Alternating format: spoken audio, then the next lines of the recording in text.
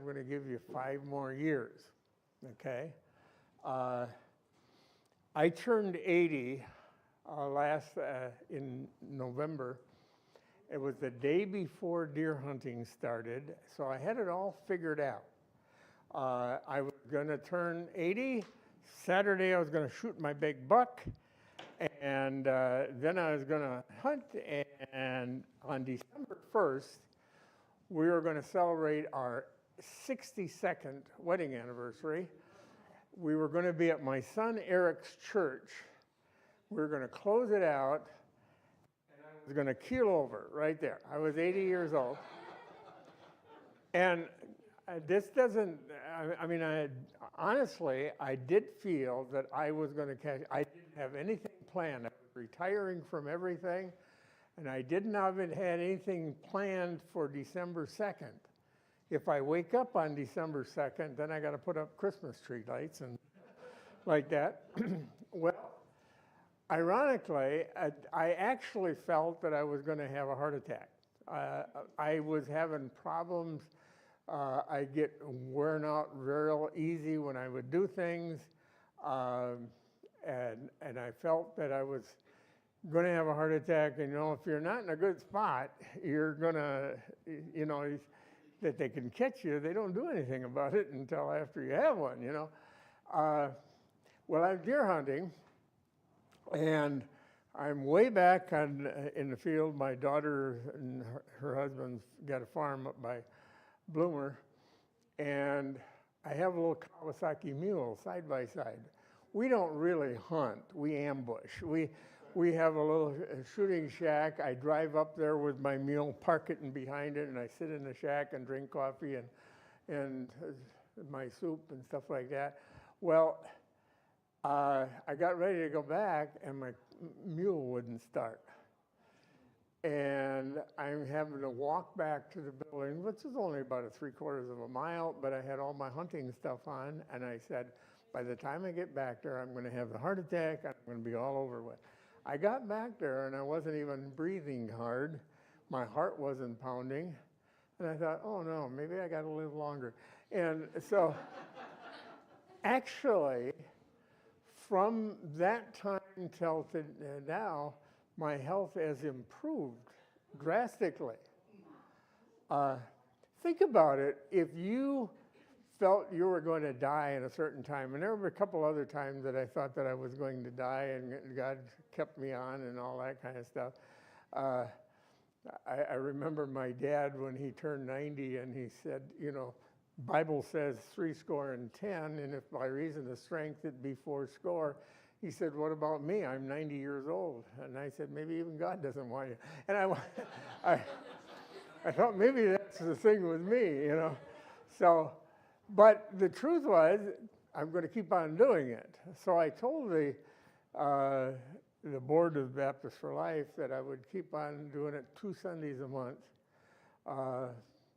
and until they get somebody to replace me. I didn't think I was that irreplaceable, but anyway, so that's why I'm here, and I'm going to keep on doing it. And so I called Pastor Stoffager, and he says, yeah, we want to put him through misery one more year, so here I am. Okay. I always remind you, and I've been here every year, so you know this, Baptist for Life was not started originally for the sole purpose of stopping abortion. Our number one goal was to reach people for Christ. And many times when people are going through a crisis, they're open to hear the gospel, and we can share with them the truth. And the fact is if they accept Christ as their Savior, they're not so apt to get an abortion. We would like to say that they would never get an abortion, but statistics show that there are people that claim to be born again that do.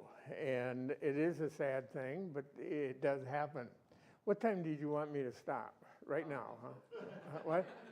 Maybe 5 minutes till. 5 to? Okay. All right. Yeah. At the end of June of this year, I've done 13 years of being Baptist for Life. That's 13 years of debutation work, putting up our display, taking it down, and I have absolutely enjoyed it. I really have, and I'm spoiled. People spoil me all over, and I appreciate it. We are reminded in Psalms 127:3 that children are an heritage of the Lord, and the fruit of the womb is His reward. And I've always reminded people that we enjoyed our children all ages of their life. And people say, well, don't everybody? And I say, no, they don't, because some of them have bought into the world's philosophy of raising kids, and they don't discipline them when they need to be disciplined and taught to submit to authority, and they don't enjoy their children, neither does anyone else. But we do really believe one of our number one responsibilities as a parent is to teach our children to submit to authority, because they're always going to be under some authority. And that doesn't mean you're a dictator rule type of thing, but it means that they need to learn to adjust to rules. My daughters went up to camp to Northland, and they were there, and they started there the same time that Dr. Olawa started at Northland. And they come back, and one of the things that Dr. O did is he came out with the handbook. And the handbook had a lot of rules and regulations and restrictions on these college students. And my daughters were kind of complaining, and I said to them, well, you have two choices. You can either accept what they have set out here, or you can shut up and leave. And I said, they have every right to have the rules that they have, and there isn't one of those rules that's going to hurt you at all. And they will help you. If you adjust to these rules, they will help you in your life, because you're always going to be under a set of rules that you're not necessarily going to agree with everything. But your ability to adopt and adapt will help you through life. Okay. We do put out the Proclaimer newsletter 4 times a year. There are copies on my table, and as I mentioned, if you sign up on the sign-up sheet there and put your email address legibly, we will put you on our mailing list, so you'll automatically get that when it comes out. We also put out a monthly prayer letter, and there are copies of that on our table, and that comes out once a month, obviously, if it's a monthly prayer letter. And that's what's happening in the state. And if you do sign up, you'll get that automatically too. And some of you remember I have a pal letter. I'm on Facebook, and I have over 1,600 people on my Facebook account, and I always put on my pal letter on Facebook, and I also put it in Baptist for Life has a Facebook just to let you know what's going on. On Thursday or Friday, I will send out to let you know where I've been and what's happened and where I'm going to be that week, so you can pray for us. I really do believe that the reason I'm still being able to go is because I got a lot of people praying for us to keep on going, and I do appreciate that. You can like our Facebook page if you would. I send a lot of things on there on the pro-life issue. Our first center that we started is the Alpha Women's Center in Milwaukee. That was started in 1993. Right now, we do not have a director for that. Holly Hickey passed away last year, and they haven't found a replacement. Maybe it was 2 years ago. It was last year, wasn't it? Yeah. She passed away, and that's the only one that's open 5 days a week. They're struggling to find somebody to replace her. They're praising the Lord for a united and supportive board, abortion-minded client that chose life, a QR code to directly contribute to websites. You have to be a lot younger than me to know all of that kind of stuff. But many of you will understand about that. Faithful and willing volunteers, opportunity to share the gospel, and increase in client contacts there. They are praying for salvation decisions, for wisdom in selecting a new director, safety of staff and volunteers, finance is a new budget, and then there was a gal, Lymph, that was pregnant, wisdom and future decisions that she needs to make in her life. Stephanie Larson is the director of the Access Center in Madison. That was started in 1998. They had completed 8 learn and earn appointments. Now you got to realize 8 learn and earn appointments. That means they had 8 people that went through that in a whole month. Okay, they're open like 2 or 3 days a week. A couple received Christ as their Savior. The positive pregnancy test. They gave away 3 baby Dopplers. Some of you are familiar with baby Dopplers. They're not an ultrasound, but they're a thing that they can put on the mother's tummy that she can hear the heartbeat of the baby. It can be an encouragement for her not to get an abortion. Training 2 new volunteers in a great fundraising banquet that they had. They're praying for a post-abortive recovery class that she's going to start for people that have gone through abortion. Spiritual growth of clients, and prayer for more clients and wisdom, counseling them as you work with them. Pray for more volunteers. Client considering abortion due to age. She said, I'm 28, I'm too old to have children. Okay. A new client that needs the Lord, and then a couple that wanted Plan B. You know, Plan B is the abortion idea instead of having the baby. Kelly Krieger is the director of the Agape Women's Center in 2003. My wife and I are very impressed with the job that she is doing, and we're excited about what's happening there. And really, what really blesses my heart, I'm the only one on the board that is still there from the original creation of the Agape Center. All of the other pastors are these young pastors. And it just absolutely impresses me at how aggressive they want to be to pursue this thing, to keep it going, even more than their predecessors. So it's encouraging to me, and right now they're working on a program here of the new media outreach program, and excited about it, on seeing if they can reach more women. It isn't the fact that we're praying that more women are in trouble. They're already there. We just need to get contacts so that we can help them in their ministry. But people, volunteers, supportive board, small core of dedicated volunteers, increasing number of new clients, and a client that had safe and healthy delivery, and the new media program. They want more new clients, need more volunteers to staff the center, need more wisdom and marketing, advertising. They're open now Mondays, Wednesdays, and Fridays. It used to be open on Tuesdays and Thursdays, and so we're excited about what they are doing. The Assurance Women's Center was started in 2007. Our daughter-in-law, Gina, is the chairman of that one. You might pray for them. My son, Scott, has had he had a hip replacement, and then they had to replace the replacement, and then the replacement kept popping out of a joint, and they'd have to run him into the hospital and put back in.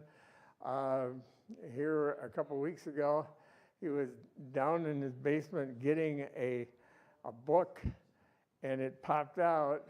He couldn't get his wife awake. It was like 2 o'clock in the morning. He was going down there, couldn't sleep, and so he was doing that. He had a hard time getting her awake, but they finally got her awake.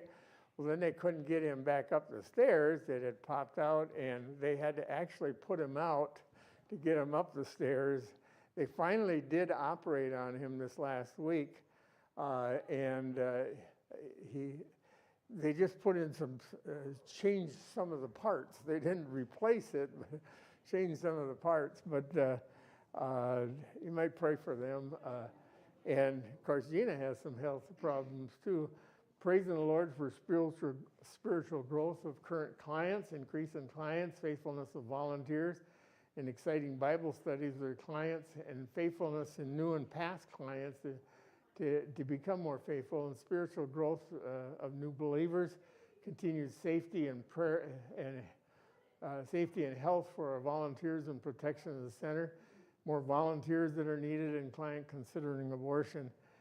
Gina and Scott are in Stevens Point, and she drives over there to Appleton to work at the center to keep it going. When we started the pregnancy centers, the idea is it takes about 13 to 15 churches to be on board to support it, to get enough support for it. And much of the cost of a pregnancy center is renting a building and the utilities, and then paying a director to kind of oversee the whole thing. And so I had come up with this idea of the AIM program, which stands for Assistance in Mothering, where a local church could have a ministry working right out of their local church, where they didn't have to rent a separate building, they wouldn't have the utilities and all of that, and it would be strictly the volunteers of that local church. And so we do have 4 churches that have started at Crossway Baptist Church in Baraboo. That was the old Open Door Baptist Church in Baraboo. Bobby Buchanan, he's quite a guy there. They had started one. Brother Apple started one in New Lisbon at First Baptist. They actually have a separate building that they're using. The First Baptist Church of Woodville, and then the Bellevue Baptist Church of Bellevue. You remember that church? You probably do. Yeah, it's the old,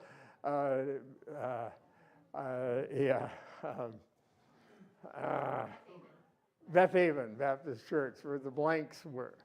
They bought some other land, and they're in Bellevue now, so they changed the name of their church. But they actually started it when they were still in the shadow of Lambeau Field, because they were the first ones to do it, because they really felt it was a burden that they needed to reach these women. And it really blessed my heart. Sarah Whitecliff was the director of the Assurance Center in Appleton. And even though every time we start another center, it takes away from the other ones as far as support, she was very, very helpful to help them to get started up there, and we're really grateful for that. My wife was helping at the Baraboo and even the Woodville one to get it started. Most dangerous place for a child to be in America is a mother's womb. Isn't that sad? That should be something that they shouldn't have to worry about, all of that. In January 22nd, 1973, this Supreme Court made abortion legal for all 9 months of pregnancy. In fact, it was a matter of the health of the mother, and all the mother had to say is that I'm sick of being pregnant, and that made it a health issue. And that justified her getting it. And there were many women that were saying, I'm not doing anything wrong. Our government says it's okay, it's legal, so I'm not doing anything wrong. Well, it isn't the government that dictates what's right and wrong. It's what the Word of God says, and it is murder, folks. Norma McCorvey was the Jane Roe that it was based on. She never did get an abortion. She had a daughter that she put up for adoption, and they were reunited before she died. And actually, Norma McCorvey became pro-life. She joined a group of Operation Rescue and left Planned Parenthood to work with them at the end of her life. Everything was based on a lie, but they didn't care as long as they got what they needed out of the way. I feel guilty about that. Okay, I'll sit over here. I have to be careful sometimes because I can't see it myself. Okay. Actually, that would probably be closer to 65 million preborn children have been killed by abortion since that happened in 1973. And as I mentioned to you every year, the number represents the entire population of all of those states combined. What you think about it is a kind of a sad situation. I reminded people 37.4% of Protestants that obtain abortions. Catholics account for 31.3%. No religious affiliation obtained 23.7%. Isn't that kind of interesting? Which one of those three do you think there would be more of in the country?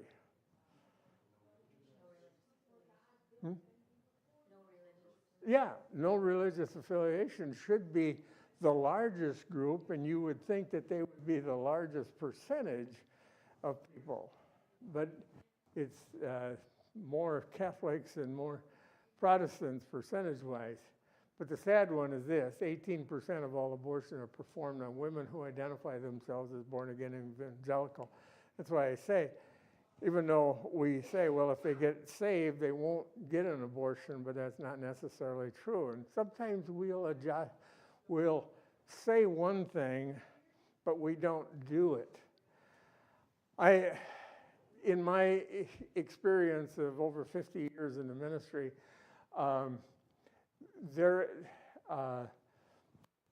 have been people in every walk of life that I've worked with, from car salesmen to tree buyers, farmers, and real estate.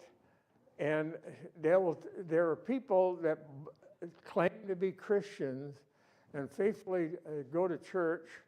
They can quote to you the scriptures and what it says, but when it comes down to living out, they don't believe that you can survive if you follow the Word of God. You know, you have to do questionable things, otherwise the world will eat you up. I was at a church and struggling financially. I've been a poor preacher, not just because of the way I preach, but because of finances. And I had talked about becoming a real estate, maybe getting a real estate license so I could do this on the side. You know, it just kind of helped supplement my income. And I was talking to the deacon of the church, who had a realty business. And I mentioned it to him, and he said, you don't want to get into realty. And I said, why? He said, you have to do too many dishonest things. And I said, you're a deacon. Well, that's different. No, it isn't, folks. And we can get questionable about the 18%, but there are some of us that are sitting there, and it's tax time, and we're looking at loopholes and things that we can do, and maybe we're selling a car, and we're not going to tell everybody everything that's wrong with it. You know, we're going to shove it down the road. And many of us still have that mentality, well, if you're totally honest, you're not going to survive. And so we have to have, we end up doing things that kind of leave a bad taste in our mouth. I remember when my wife and I were in the process of adopting those kids, and we weren't really crazy about adopting them, but we knew we shouldn't do anything dishonest. We weren't licensed, as some of you know. We were only licensed for up to 3 years old because we wouldn't sign the thing saying that we wouldn't spank the children, okay? So when we got these four, they were 6, 8, 10, and 12. They were not babies, toddlers anymore. And I said, we're not licensed for them. And the guy at the center said, well, we don't know what goes on in your home. I said, sir, I'm telling you, when they're naughty, I spank them. If we get into court, they're going to know that you knew that I knew that I did that. Because we had determined if this was God's will, we wouldn't have to pull anything shady to do it. And folks, we got to get to that point that we're going to determine that we're going to live biblically. Not like you've heard me tell the story of the guy who had a dry goods store. and he wanted to do everything according to the Bible. And a woman came in and wanted to buy some material, and he brought out some stuff that was $3 a square yard. She said, no, this is a very important dress I'm making. I want the most expensive stuff you got. So he brought some other stuff out that was like $6 a square yard. She said, you don't understand. This is really, really important. So he brought out some more of that $6 worth, and he said, this is $10 a square yard. She said, I'll take it. And she left with it. The owner was sitting in the back, and he heard that. He came out and he said to her, how are you going to explain that in biblical principles? He thought for a moment, and he said, she was a stranger, and I took her in. Frankly, that's how some of us manage the Christian life, and it ought not to be that way, folks. Little side there. This is the Supreme Court that overturned it. And now 21 states, it's illegal to get an abortion. They're listed there. Wisconsin should be in there, but they aren't anymore. These are the ones that allow abortion, including Wisconsin. I'll show you what Wisconsin law. In 1848, we became a state. In 1849, they passed this law that criminalized abortion, making a felony for a doctor to perform an abortion on a woman, no matter the circumstances of her pregnancy, including pregnancy as a result of rape or incest, unless the pregnancy endangered the life of the mother. But Diane Scheffler, one of the Dane County judge, she ruled that it only does not apply to consensual abortion. Did you get that from that law? No. But it was only if you were forcing a woman to have an abortion. This is what the abortion law in Wisconsin is. There's a 24-hour waiting period. If you're going to get an abortion, you have to go in, set up an appointment, and come back a day later. You can't just go in and get an abortion in Wisconsin. Parental involvement required for age 17 or younger. That means they have to have permission. There are some states where girls 14 years old can get an abortion without ever telling your parents at all. In Wisconsin, you can't even get an aspirin at the school nurse without permission from the parents. But abortion is banned after 21 weeks, 6 days, technically 22 weeks in Wisconsin. I put that in there. Current bills are considered 1925 because they haven't met yet.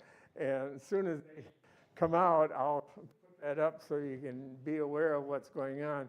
You got to remember that our governor has vetoed every pro-life bill and pro-family bill that's come across his desk, including twice vetoing a bill that would have required doctors and nurses to give the care for a botched abortion baby that was born alive, give it all the care that a naturally born child would get. And our governor vetoed it twice. So if a baby is born due to a botched abortion, they have to just set it aside and let it die from starvation and neglect.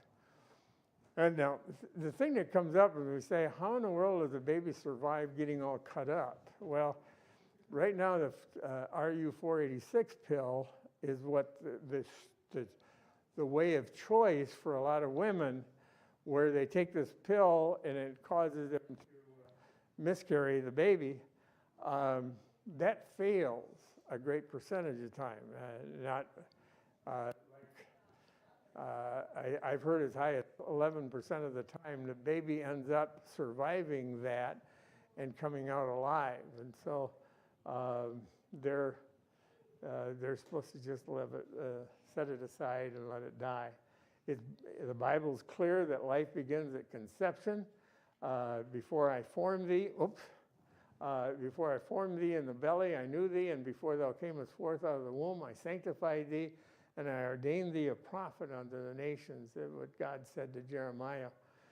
Now, we talk about being pro-life, but what does that really mean? Okay.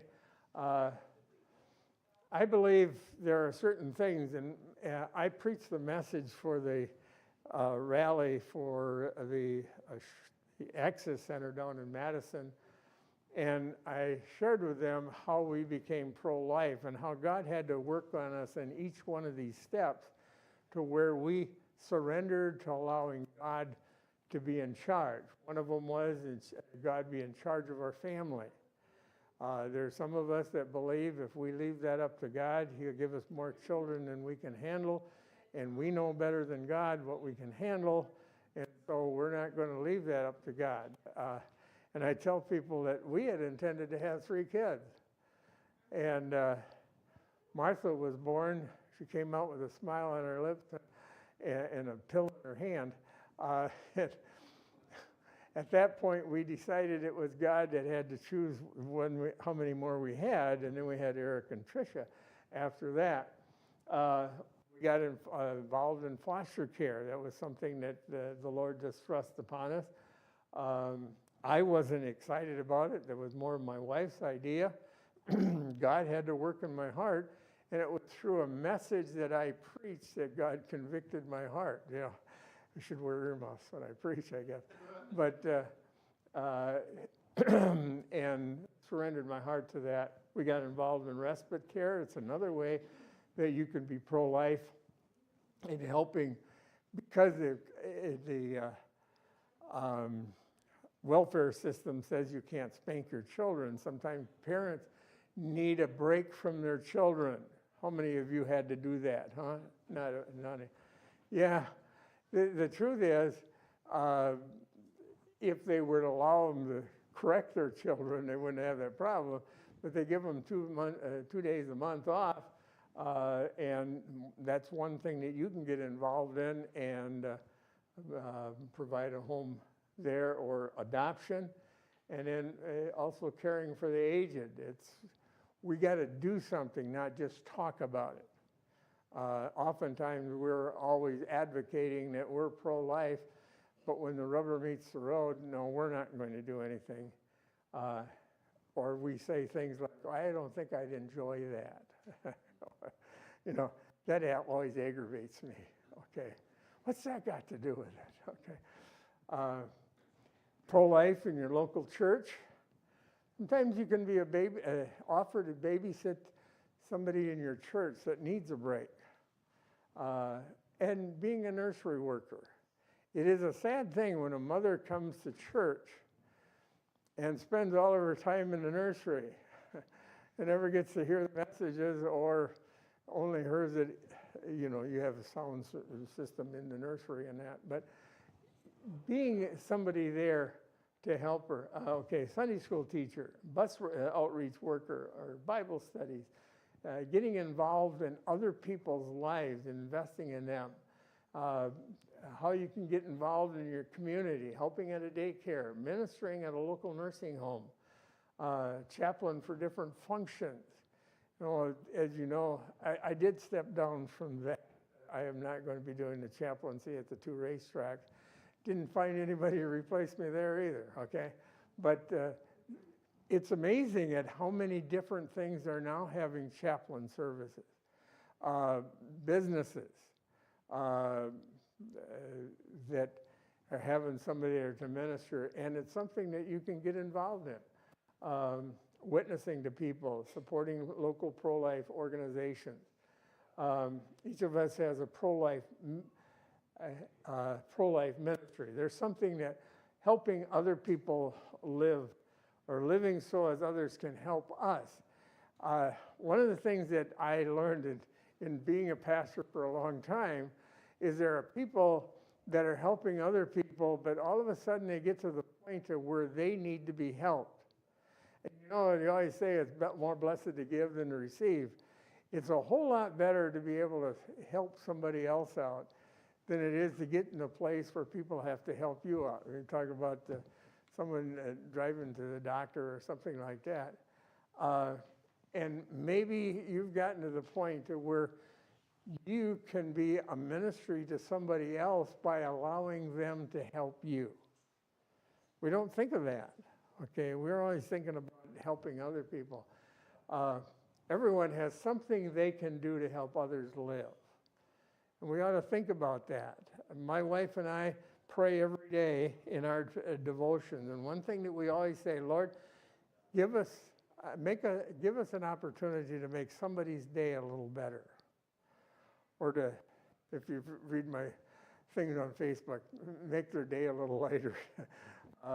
Just makes a difference here. Paul said this, "For I'm in a strait between two, having a desire to depart and to be with Christ, which is far better. Nevertheless, to abide in the flesh is more needful for you. And having this confidence, I know that I shall abide and continue with you all for your furtherance and joy of faith."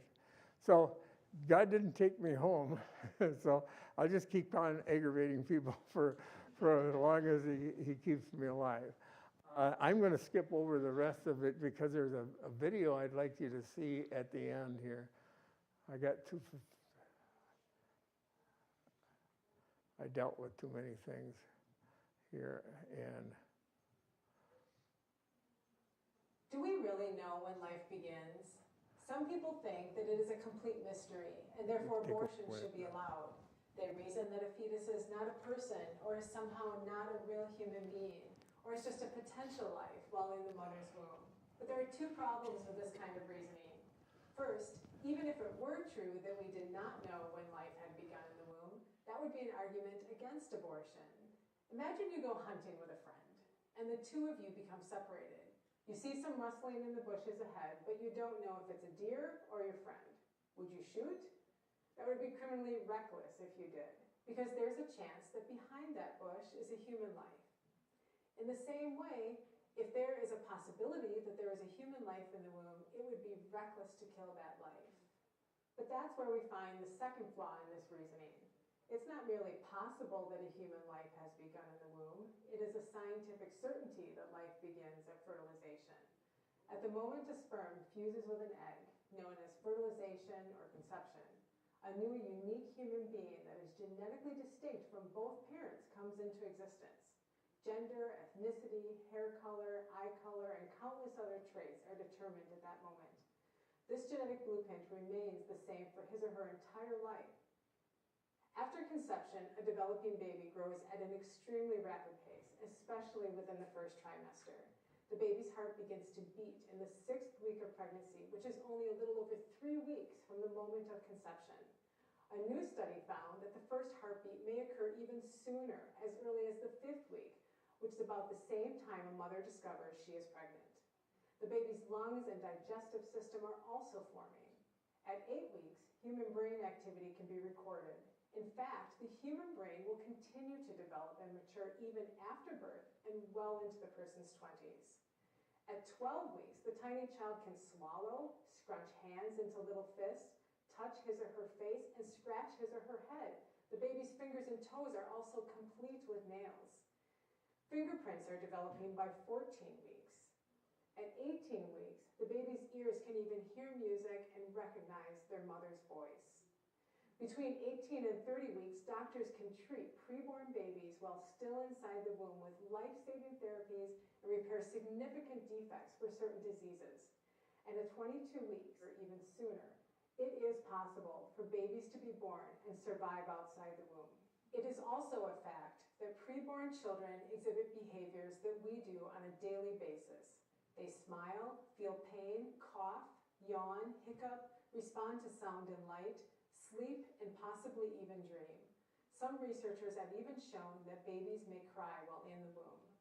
So referring to the preborn child as a zygote, blastocyst, embryo, or fetus at different stages of development does nothing to lessen his or her humanity.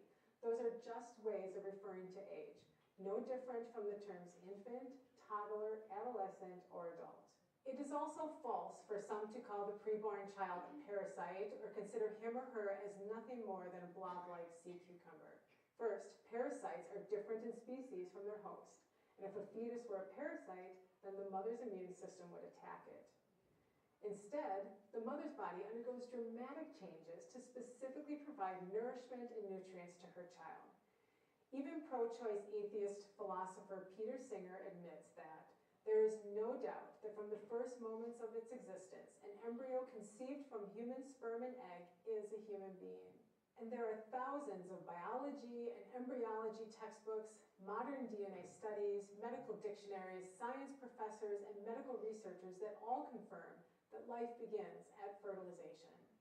And every mother, like me, that has experienced pregnancy knows that with every kick and movement the baby makes, life is blooming for the child growing inside. So when does life begin? It is a scientific certainty that human life begins at the moment of conception. Therefore, every abortion kills an innocent human being. To suggest otherwise is to ignore the scientific facts and miss the miracle of life.